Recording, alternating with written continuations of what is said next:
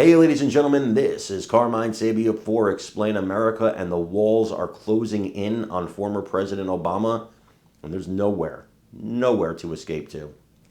Before we get started, please make sure you like, comment, share, and subscribe. Those little things really help us out, and they help our channel continue to grow.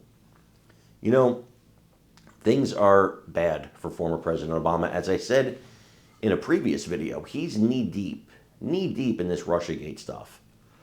And now Tulsi Gabbard, she's not holding back anymore. She has released and declassified a bunch of information showing exactly how involved President Obama is in this. But then she took it a step further. She sent a criminal referral to the Department of Justice. Now, if the Department of Justice, headed by Pam Bondi, takes this up, you could very well see former President Obama in handcuffs being perp-walked. It's that serious.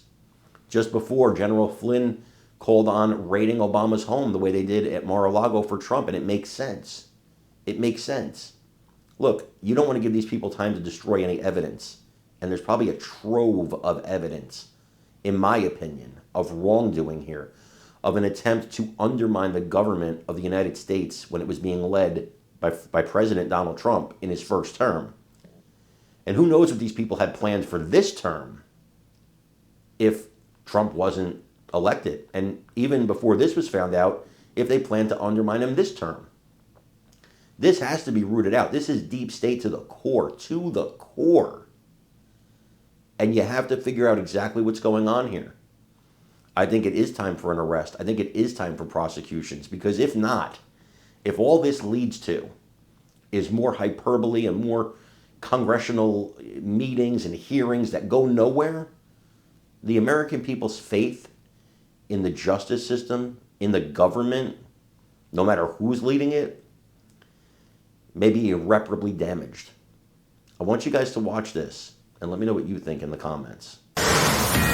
Fox News alert. The Department of Justice has just received a criminal referral from Tulsi Gabbard. This is relating to her bombshell evidence that shows Obama and his intel guys knowingly manipulated intelligence to frame Trump as a Russian asset. Gabbard says she's handed over 100 documents that expose a treasonous plot to sabotage President Trump. We are referring all of the documents that we have uncovered to the Department of Justice and the FBI for a criminal referral. Accountability is essential. Accountability, action, prosecution, indictments for those who are responsible for trying to steal our democracy is essential for us to make sure that this never happens to our country again.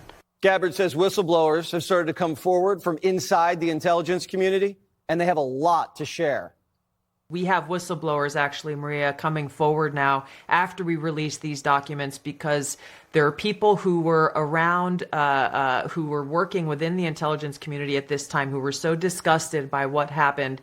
We're starting to see some of them come out of the woodwork here, because they, too, like you and I and the American people, want to see justice delivered.